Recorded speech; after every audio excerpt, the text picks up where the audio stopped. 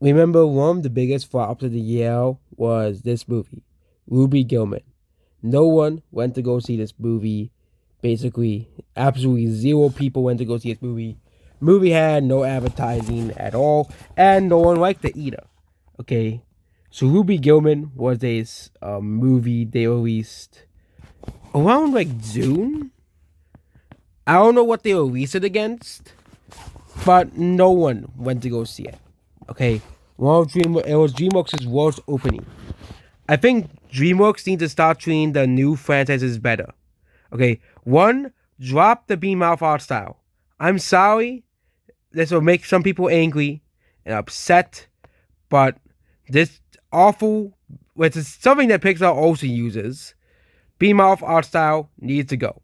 Okay, you know, if you compare this movie to Kung Fu Panda 4, which is coming out in a couple days, or Puss in Boots, okay, I know the Bad Guys combines the Beam Mouth art style with the Spider Verse art style, but the Bad Guys did a better job at making a decent movie. Bad Guys, the story, at least the story was good, the characters were good, uh, but usually when the movie uses this art style, it's not gonna be good. Okay, Ruka was Toy and Red was awful. Okay, and it's just this. If this art style is in a movie, the movie's gonna be completely awful. Especially with generic B mouth art style. Okay, so yeah, DreamWorks' new IPs do 100% deserve better. Okay, and I'm not talking about Trolls band together. I think it's because people are sick of that IP. Okay, people are sick of Trolls. I don't know why they kept making Trolls movies. Okay, they kept making Trolls movies. Okay, when no one likes Trolls movies, I'm not too like. There's a revelation I think no one is too surprised by, but original animation has kind of struggled at the box office in the past couple of years. Okay, Elemental lost money. Yes, it still lost money at the box office. Migration that was is still amongst Illumination's lowest grossing movies. I don't, it's just original animated movies and original ideas and IPs. I think are struggling. Okay, the highest grossing animated movies last year is a sequel to Spider Verse. Was again it already is based off a famous character anyway, so even if it was a new movie series, people would have watched it anyways because it had Spider Man in it. Okay, it was a Spider Man movie. Mario, of course, you have the recognizability of Mario, and as well. But the thing with a lot of these non-franchise movies is that they're pretty generic. Okay, Elemental, Riss, Ruby Gilman, and I know Trolls is a part of a franchise, but Trolls is also pretty generic and uninteresting and boring. Okay, these are movies that are not interesting in the slightest. But what about the Mario movie? Well, the difference between the Mario movie is that Mario is based off an IP that is beloved by millions of people. Okay, and it basically tried to recapture the feel of a Mario game. If you watched Spider Verse and Elemental, you could definitely see which one's the bad movie. Spider Verse, I still think I think the problems of Spider Verse 2 will rectify itself with Spider Verse 3 because it's supposed to be a movie that's split in half. But now let's get back to Ruby Gilman. I think the reason why movies like Ruby Gilman and also Riss as well fail is because Hollywood does not know how to treat the original animated movies. Original animated movies can be successful. Migration was successful. Encanto, when it got to Disney Plus, was successful. Okay. Original animation can still be successful. Okay. And look at what Pixar did. They refused to put any of the original animated movies in the theaters, but once Lightyear came out, oh, it's part of a franchise, so it'll make money. Okay. Oh, Lightyear didn't make money. And again, Lightyear bombed me because of many reasons. But animation by Universal did pretty well in 2022. Or Puss in Boots did pretty well. Had pretty great rigs at Christmas. Again, not surprising because Puss in Boots, The Last Wish, was a very great and amazing movie. Probably one of the best anime movies of this decade. Obviously, this decade still has all 2024 left and 2025 to 2029. But Puss in Boots: The Last Wish obviously will probably be solidified as one of the best animated movies of this decade. But Movie Gilman is a type of movie that shows that Hollywood is unwilling to take risks. Like, this could have been a movie that could, basically the whole only thing that people talked about this movie is that this was supposed to be counterplay to the Little Mermaid remake, which also flopped and lost money. So, I got people always saying, oh, but this movie flopped, but Little Mermaid still watched because they spent $300 million on that movie. $300 million on the Little Mermaid remake. Okay. But this movie is a failure. Okay. This movie is going to have absolutely no cultural impact at all. Same thing with Trolls Band Together. Same thing with this side of Disney with Risk, Elemental. Okay. Yes, Elemental did have some talks about it, about how it had pretty good legs. But again, it didn't really have much competition. Spider-Verse was kind of more of a serious audience who wanted more serious movies, okay? But Elemental was kind of like more of like what we would consider a kid's movie, okay? Mario came out in like April, so that wasn't really a competition. Mario is a movie that is designed for everyone, but it was mostly designed for fans of the Mario IP and the Mario series in mind, okay? But Ruby Gilman, no one liked this movie. No one, but again, no one went to go see it anyways. So of course, no one liked this movie. No one went to go see it. It is considered one of the worst movies of 2023. Okay, but original animation is why we have all these great IPs. How to Train Your Dragon, Kung Fu Panda, as well. These are two IPs that millions of people love. These are animation series, and I know Kung Fu Panda is actually supposed to be a 6-part series. Yes, Kung Fu Panda is actually supposed to be a 6-part animated franchise. Well, first 3 Kung Fu Pandas I've heard from sources online was supposed to be Kung Fu Panda. Po. I actually always call him Kung Fu Panda, but Po is the student, and 4 to 6 is where he's the master. He is the master. Basically, he becomes the master. He teaches people. Okay. So we have this character arc. Same thing with How to Train Your Dragon. Okay. The difference between DreamWorks' sequels like the Shrek 2, How to Train Your Dragon trilogy, Kung Fu Panda trilogy, quadrilogy now, and to an extent Madagascar, is that these sequels do have cultural impact. Okay, these movies have cultural impact. Incredibles 2, and we get in. We're not talking about the Toy Story trilogy, but every Pixar sequel since Cars 2, okay, has had very little cultural impact on people. All these people, everybody says, oh yeah, the sequels are meh. Okay, I think it's going to be the same thing with Inside Out 2. Like, I don't really think Inside Out 2 will be as received as the first movie. Okay. Of course, Pixar could prove us wrong, but Pixar's been on a downslope basically since 2011. Okay. And that was when Disney took full control of Pixar. Okay. And someone even said on YouTube since 2009. But I'm like one of the few people who actually don't hate Cars 2. Okay, I actually like it. It's not, of course, the best movie out there, obviously. It's definitely not among Pixar's greatest movies, but it's definitely it's definitely a fun movie to watch. But again, that's probably because I used to love watching it when I was a kid. So there is some nostalgia factor towards that movie. When most of the people who watch Cars 2 watch it through a critical lens and not does turn off your brain and enjoy it. Which is why I like so many movies that are quote unquote mediocre at best. Okay, like The Meg, Godzilla, King of the Monsters, which most critics think those 2 movies are also pretty mediocre, but I love both of those movies, and it's not going to change. Same thing with the first Sonic movie. I think a lot of the Sonic fans love the movie and its sequel, but now let's get back to Ruby Gilman. I have never watched Ruby Gilman, and I don't ever plan on doing it. But I think original animation needs to be treated better. I think people will go out and see original animated movies if the trailers are good, the premise sounds interesting, the characters sound interesting, and we get rid of the damn B-mouth art style. Okay? The more they use this awful B-mouth art style, the more money they're gonna lose. Okay? Only one movie has been successful out of this art style. Okay, actually two. The first Trolls movie and The Bad Guys. Okay? But The Bad Guys was kind of more of a stylized movie. And it kind of more looks like the Spider-Verse more than just a generic looking animated movie. Okay?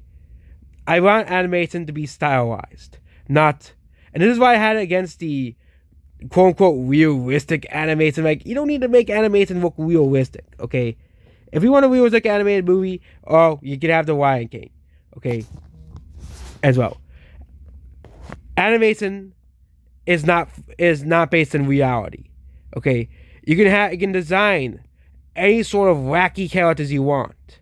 Okay, but the problem with modern animation, okay, is that animation they're not afraid to take risks anymore. Okay, that is the problem with modern animation, and many channels have basically discussed this in tandem. The problem with modern day animated movies is that companies are afraid to take risks. Okay, like Despicable Me, of course they're gonna go with what works. Okay, they're gonna go with what works, but with a new IP, they always play it safe. Okay, which is why these new animated IPs do not have any cultural impact. The last new animation IP that's had any sort of cultural impact, not counting the Mario movie, was Encanto, and that was mostly because of that song We Don't Talk About Bruno. Okay, not the actual movie itself. I don't really see many people really talk about Encanto all too much either anymore, which means the cultural impact of that movie is kind of waning either way. But then we could go back to 2017, where the last culturally important animated movie would probably be Coco or Secret Life of Pets. But no one talks about Secret Life of Pets anymore, which means that movie has aged poorly and has had very little cultural impact. So that means Coco it is. The last animated movie to truly break the strides. Okay? Which means original animation has struggled. And no, we're not calling the Mario movie as that's based off the Mario IP. Obviously. The Mario IP already is an IP with a lot of cultural pull and cultural impact. Okay? Heck, the last 2D Mario game sold 14 million copies, I think, within a couple months. So, yeah, Mario as a character already has a lot of pull and a lot of weight. Okay? This is an IP that, of course, was going to make a lot of money. I think everyone was expecting the Mario movie to make $1 billion. A lot of people weren't, but some people were actually surprised the movie made $1 billion. I wasn't. I knew because of the pull and weight of the Mario IP, it was going to make $1 billion. Okay, I think Despicable Me 4 is going to make $1 billion because of the pull and weight Illumination has with the Minions and Gru. These are characters that people love, and I think people want the story to continue. I think that Despicable Me 4 will probably make over $1.2 billion. Or $1.1 billion. Okay, Despicable Me is an IP. Okay, we're not going to count Minions. Okay, we're not going to count that IP. We're just going to count the Despicable Me IP as a whole. Every entry has grown in sales, has grown in money made with Despicable Me. Minions spin-off series actually had a decline from movie to movie, but Minions Rise of Gru can use COVID as an excuse for people not wanting to see it as much as the first Minions movie. And also the first Minions movie was anyways. And Minions Rise of Gru was way better than Minions. It's just a fact. If you say anything else, you're wrong. But again, Despicable Me 4 is going to be a very successful movie. I think that's the only movie I can safely say will make $1 billion this year. Okay? I can say, oh yeah, if it doesn't make $1 billion, I'll be shocked. Okay? But Despicable Me 4, I think will make $1 billion. I think there's no way it doesn't make $1 billion. Okay? It's an IP, it's an IP that, yes, people love to make fun of Despicable Me because of the Minions, but it's an IP that the Illumination knows people love, and they're gonna keep making them until they stop making money, basically. Okay, because hey, they're gonna have Gru have a kid. Gru and Despicable Me 4 to 6 is about the arc of Gru's kid. Gru grows older, and Gru's kid grows up with the Minions, and he takes the helm of the leader of the Minions. I think that's actually a pretty good, you know, series as well. And Illumination is not a woke company. They always play it safe with politics and make everybody happy. Okay, save as the Mario movie. They knew what people wanted, and they gave people what people wanted. Okay, Mike Grayson was kind of like a side film, anyways. I wasn't really expecting that movie to make a massive splash at the box office. I was expecting the movie to become a super hit, but the movie still became a super hit, anyways. But yeah, Mike Grayson was going to become a super hit regardless of what released as well. But how can we fix stuff like Ruby Gilman? Okay, so we have no more failures like this. I know there's always going to be box office flops and box office failures, movies that people don't want to see because they don't like them. But Ruby Gilman is a case example of people are sick of these types of animated movies. Okay, and you can also put in other factors like a movie like Ruby Gilman failed, like lack of advertising or character or the trailer sucking. But this is a DreamWorks movie. DreamWorks was supposed to be on a comeback of 2022. Okay. And you can also talk about the recent Megamind movie that was a TV show that was a failure. Again, they were casting it. I think the Megamind TV show, they were casting it on the recent resurgence in popularity of the Megamind franchise. So basically, that entire Megamind TV series was a cash grab. There was no need to make a sequel series of Megamind. Okay, let's make a new IP instead, or make a new series. But again, it was a low budget streaming show anyways. And almost everybody universally says the Megamind sequel series was complete garbage anyways. So yeah, Ruby Gilman and a lot of the more recent animated movies that were released.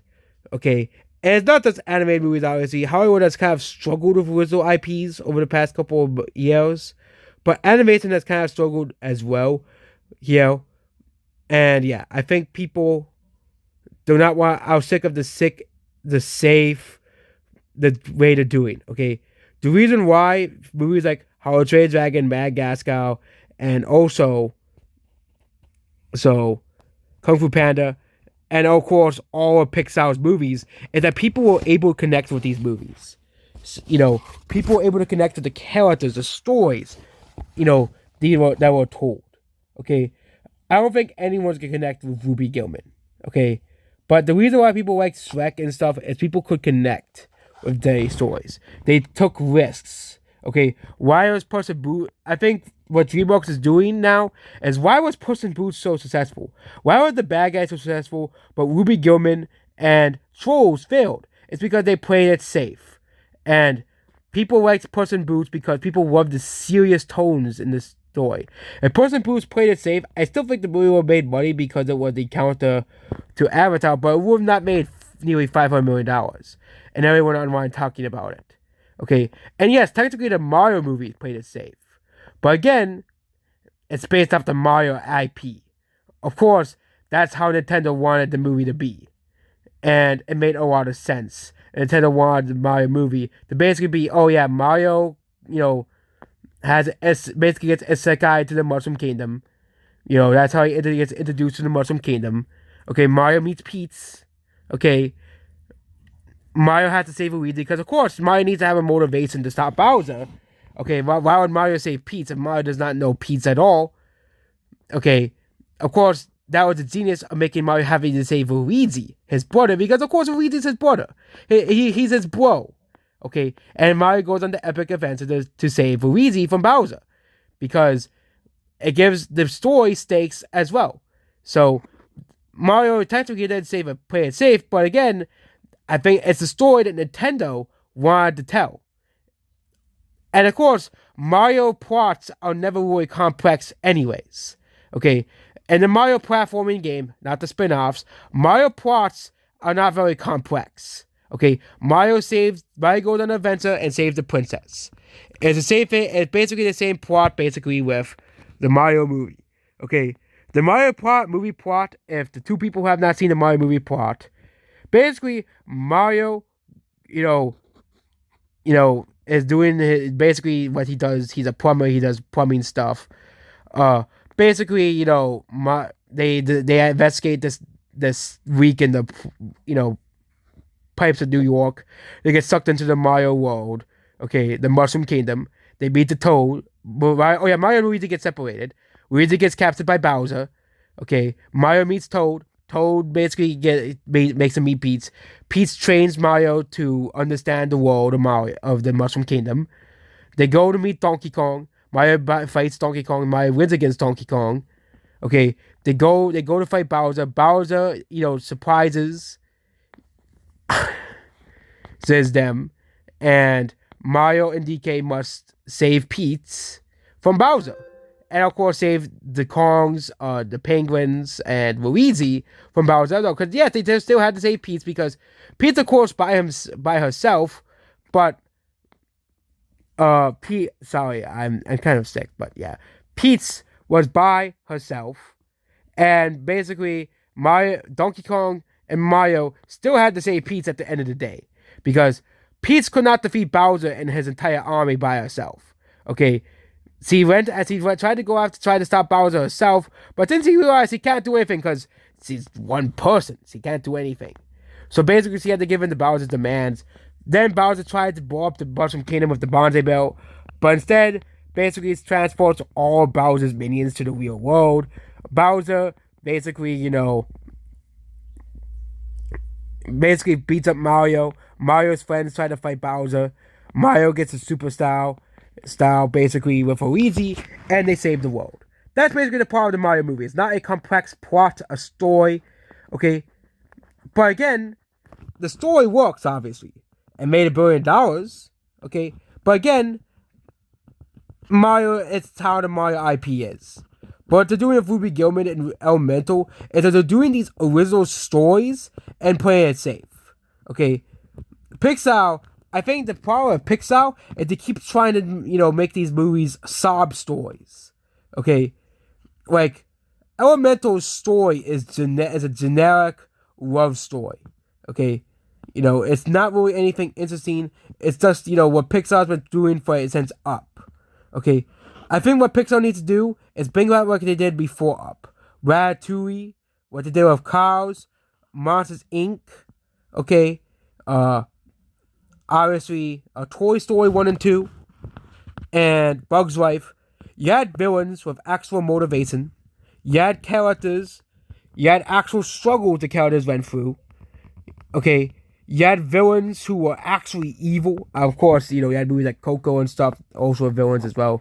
But Pixar has kind of made it where the movies were kind of this generic swap. Okay?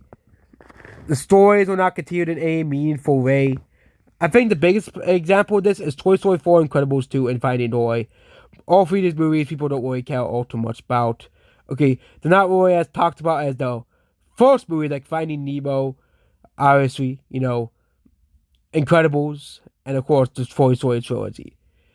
And yes, the Toy Story trilogy, you still had a great villain in Watso. You still had stakes where all the toys were going to be burned up because Watso didn't get his way. Basically, Watso wanted to get revenge on them. Basically, Watso was a dick. Okay? But Watso was a villain that worked. Okay? Well, for example, all of the Raider villains of Disney and Pixar don't work. Obviously. Okay? For example, Disney's Raiders villain. I don't even know his name. The bad guy from Risk. Yeah, he's not going to be a villain that people go remember. But Risk is a failure. Okay? I think that's what we're learning from this.